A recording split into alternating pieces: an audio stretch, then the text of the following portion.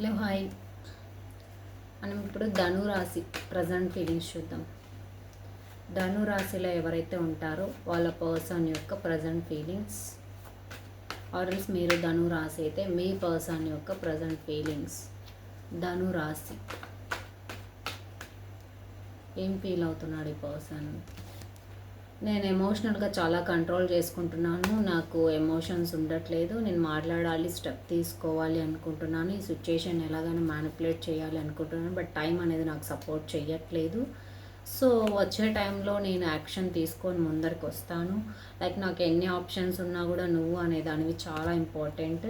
But ఎమోషన్స్ని దాచుకోవడం వల్ల ఎందుకు దాచుకుంటున్నాను అంటే, దాచుకోకపోతే చాలా గొడవలు, డిసగ్రిమెంట్స్ వస్తాయి. ఎక్స్ప్రెస్ చేస్తే నువ్వు అంటే ఇష్టం అని ఎక్స్ప్రెస్ చేస్తే చాలా గొడవలు అయిపోతాయంట. మీకు love offer, romantic love offer అయితే ఇవ్వాలి అనుకుంటున్నాడు.